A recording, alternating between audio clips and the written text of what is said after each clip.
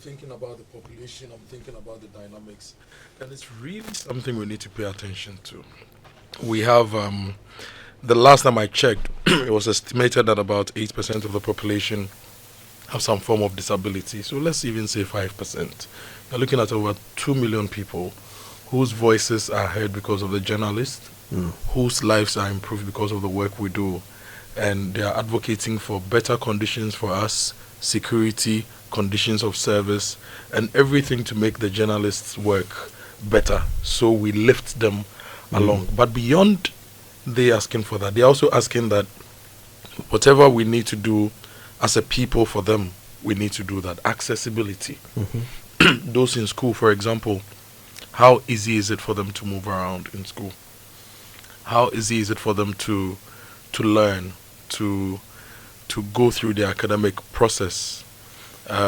What accessibility improvements do we have in our various institutions?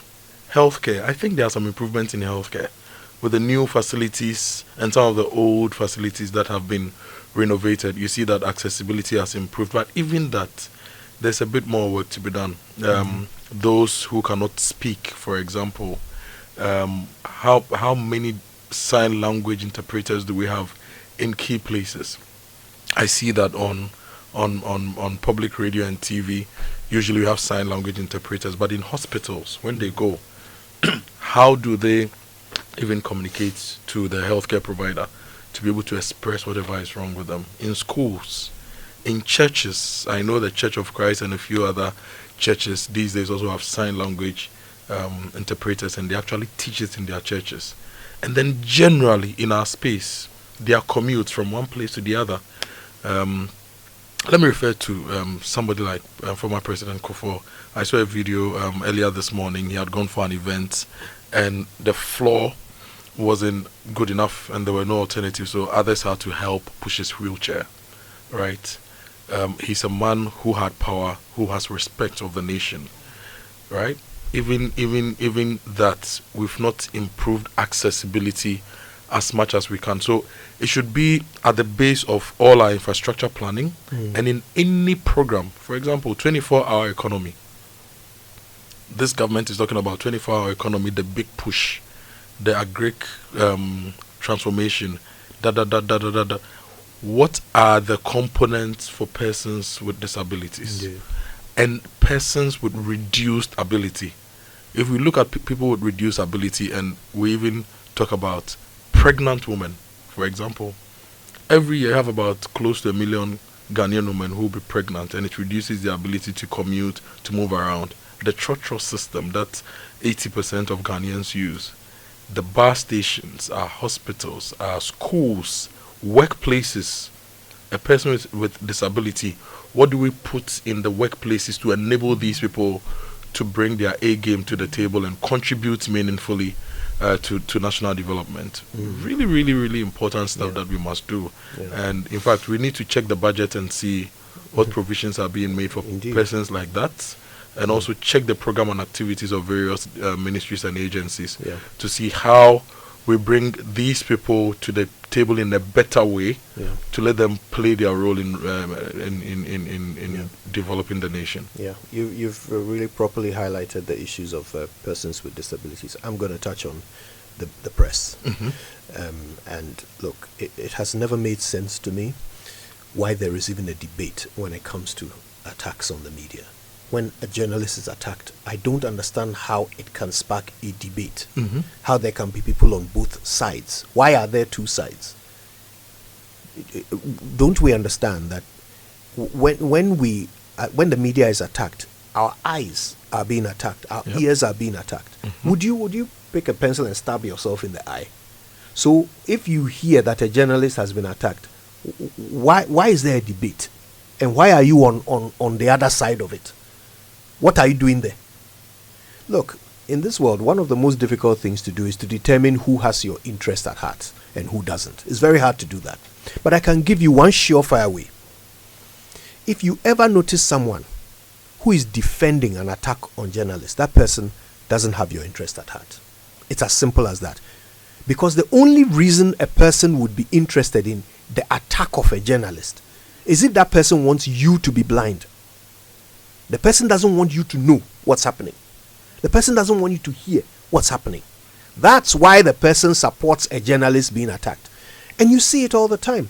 A report of a journalist is being attacked comes out, and then you hear someone or you see someone on social media saying, "Okoho koye den."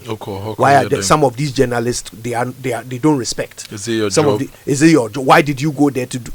Look, anyone asking those questions, quite clear. I mean, it's a simple. It's 1 + 1 = 2. If the person is asking those questions, the person does not want you to know what is happening. That person does not have your interest at heart. And the person doesn't want you to be a part of the national conversation. Precisely. Because we start the conversations, we bring you in, and everybody gets heard. Yeah. So just because the journalist is revealing something that will make somebody you like look bad, or that will expose someone you support, so you think the journalist should rather be beaten, should rather be attacked, should be subdued, so that the guy you like can get away with deceiving you. I mean, come on, where's your own sense of self-preservation? Yeah. Right? So look, the other thing is this. There is no other profession where the victim is blamed more than the media. When there's a media attack, there is always somebody who says something that suggests that the victim is to blame. Now look, sometimes it's even subtle, and you hear it sometimes from government. So in the middle of condemning the attack, and from other media houses. Yeah, sometimes. In the middle of condemning the attack, you will then hear the government say, yes, but journalists should be responsible. As if the punishment for being irresponsible is attack. And we should be careful. Yes, journalists should be. Yes, we are calling for responsible journalism. As if an irresponsible journalist should be beaten. Should an irresponsible doctor be beaten? Or MP. Should an irresponsible mechanic be beaten? MP. An irresponsible member of parliament, should he be beaten? So why would you even talk about responsibility in the same sentence as a journalist having been beaten? It's kind of like when someone is raped and then you want to blame the victim. Oh, she should have dressed well. As if the punishment for poor dressing is rape. So let's get real.